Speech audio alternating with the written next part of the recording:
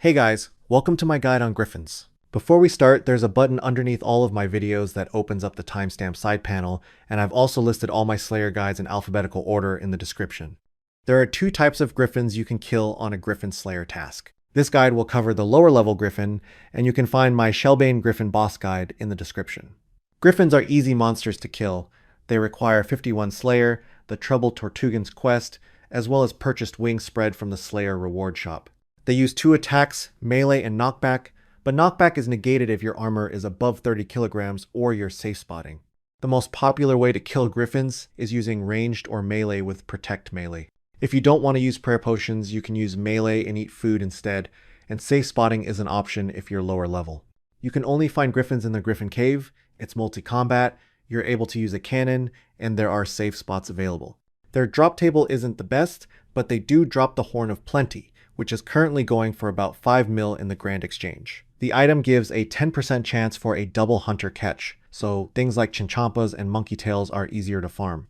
Now, let's go over the armor setups. Taking a look at the Griffin stats, they're mid-level monsters with a pretty low defense level, meaning most setups and weapons will have pretty decent DPS. So let's take a look at 3 high-end setups first using Protect Melee. And you can see that all of them are above 30 kilograms in weight. The big takeaway is that the black mask is 8 kilograms heavier than the Slayer helmet, so it's extremely worth to disassemble your Slayer helmet and you get the exact same damage and accuracy boost. The second takeaway is that if you have access to the Venator bow, it gives some of the highest DPS for higher level players. I'll lower the stats and equipment to base level 70s. If you're safe spotting with ranged or magic, your weight doesn't matter because the Griffins will never use the knockback attack. To the right, you can see the DPS outputs as well as the potion and resource cost of each setup. So here's the armor rank list for melee setups.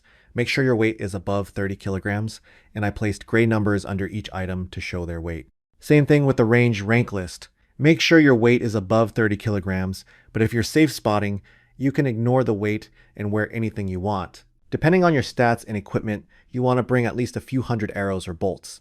And here is the magic rank list. Once again, if you're safe spotting, you don't have to worry about the weight, but if you're going into melee distance, you'll need to be over 30 kilograms. A Griffin task will need about 1,000 to 1,500 casts, and I included all the base spell costs below for easy math.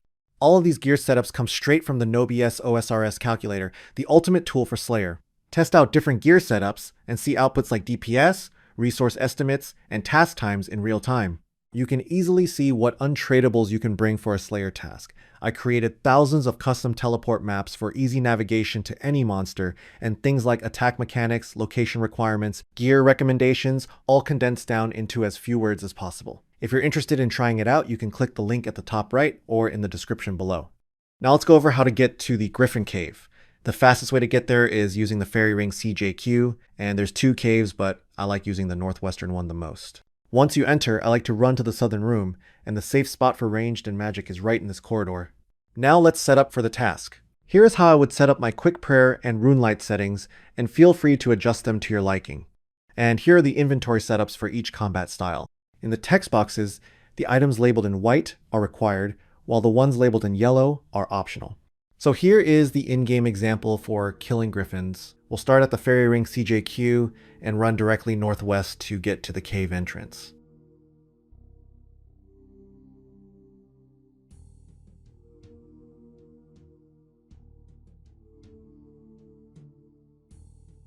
Once you enter, I like using the southern room because they're clustered closer together.